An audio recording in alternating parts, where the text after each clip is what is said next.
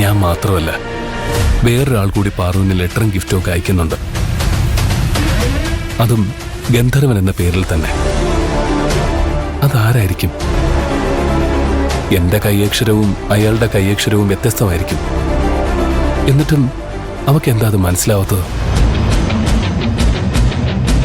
ഒരുപക്ഷെ അയാൾ എന്റെ കൈയക്ഷരം അനുകരിക്കുന്നുണ്ടാവും. ചെറിയ വ്യത്യാസമൊന്നും പാറുവിന് തിരിച്ചറിയാൻ കഴിയില്ലല്ലോ. എന്റെ കൈയക്ഷരം അനുകരിക്കണമെങ്കിൽ എന്നെ നന്നായി അറിയുന്ന, എന്നോട് അടുത്തിടപഴകുന്ന ആളായിരിക്കും. ആരായിരിക്കും അത്? ഒരു പിടിയും കിട്ടുന്നില്ലല്ലോ. അതാരായാലും അയാളുടെ ഉദ്ദേശം നല്ലതല്ല. അയാൾ പറയുന്നതെല്ലാം അവൾ വിശ്വസിക്കുകയും ചെയ്യുന്നുണ്ട്.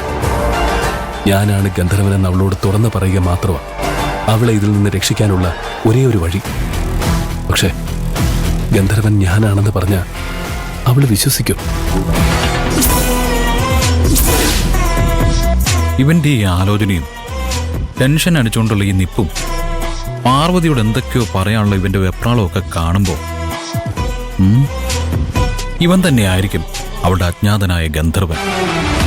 അല്ലെങ്കിൽ ഇവന്റെ ഏറ്റവും അടുത്ത ഫ്രണ്ട്. ഗന്ധർവൻ നീ ആയാലും നിന്റെ ഫ്രണ്ട് ആയാലും ആരായാലും കാണാമറയത്ത് നിന്നുകൊണ്ടുള്ള ഗന്ധർവന്റെ കളി ഇന്നത്തോടെ അവസാനിക്കും. ഗന്ധർവനെ ഇന്നവൾ കാണും. ഏത് ഗന്ധർവനെ? അത് ഞാൻ തീരുമാനിക്കും. മുക്തയുടെ മനസ്സിലൊരു കണക്കുകൂട്ടലുണ്ട്. അവളുടെ കണക്കുകൂട്ടൽ പോലെ കാര്യങ്ങൾ നടക്കണമെങ്കിൽ ഗന്ധർവൻ ഇന്ന് അമ്പലത്തിൽ വെച്ച് പാർവതിയുടെ മുന്നിൽ പ്രത്യക്ഷനാകണം. ഗന്ധർവൻ നീയോ നിന്റെ ഫ്രണ്ടോ ആണെങ്കിൽ നിങ്ങൾക്കുമുണ്ടൊരു കാൽക്കുലേഷൻ. ഒരു കാൽക്കുലേഷനും ഇല്ലാതെ വടക്കുംപാട് ദേവീക്ഷേത്രത്തിലെത്തുന്ന ഒരേ ഒരാൾ പാർവതിയാണ്. നിങ്ങളെല്ലാവരെയും തോൽപ്പിക്കാനുള്ള എന്റെ ആയുധവും അവൾ തന്നെയാണ്.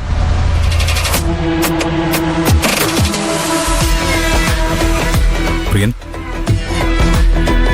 അല്ല, എന്താ ഇവിടെ നിൽക്കുന്നത്? അത് ഒറ്റയ്ക്ക്? ഏയ്, ഒന്നുമില്ല, വെറുതെ. പാർവതി നിന്നോടിപ്പോ പഴയതുപോലെ മിണ്ടുന്നില്ല, അടുപ്പം കാണിക്കുന്നില്ല എന്നൊക്കെ അവിടെ ആരോ പറയുന്നത് കേട്ടു. ആ വിഷമത്തിലായിരിക്കും ഇവിടെ വന്നിങ്ങനെ ഒറ്റയ്ക്ക് നിൽക്കുന്നതല്ലേ? ഏയ്, അങ്ങനെയൊന്നുമില്ല. കുറച്ച് ഫ്രീ ടൈം കിട്ടിയപ്പോ. അല്ല, പാർവതിക്ക് പ്രിയനോട് എന്താ എത്ര വിരോധം? പാറുവിന് എന്നോട് വിരോധമുണ്ടെന്ന് നന്ദനോട് ആരാ പറഞ്ഞ? അല്ല, പെരുമാറ്റം കണ്ടാൽ എനിക്ക് മനസ്സിലാവില്ലേ? പ്രിയൻ സംസാരിക്കാൻ അടുത്ത് ചെന്നപ്പോ അവള് മാറിപ്പോകുന്നത് ഞാൻ കണ്ടു. അതിന്റെ അർത്ഥം അവൾക്ക് പ്രിയനോട് എന്തോ ഇഷ്ടക്കേടുണ്ടെന്നല്ലേ? പ്രിയനോട് പിണങ്ങേണ്ടി വന്നതിൽ അവൾക്കും മനപ്രയാസം ഉണ്ടെന്ന് തോന്നുന്നു. അല്ലെങ്കിൽ തെറ്റ് അവളുടെ ഭാഗത്താണെന്ന് അവൾക്ക് മനസ്സിലായിട്ടുണ്ടാവും.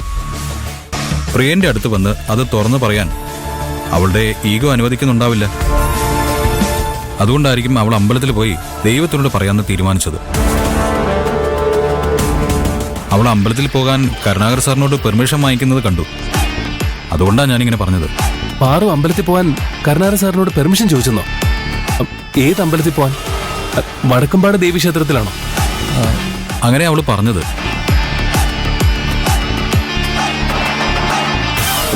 എത്ര മണിക്ക് അവൾ അമ്പലത്തിൽ പോകുന്നത്? 5 മണിക്ക് അമ്പലത്തിലെത്താൻ അവളുടെ പ്ലാൻ. പക്ഷേ 4:30 ഇവിടെ നിന്ന് പോകാനുള്ള പെർമിഷനാ അവള് കരുണാകർ സാറിനോട് ചോദിച്ചത്. നന്ദ, നമുക്ക് നാളെ കാണാം.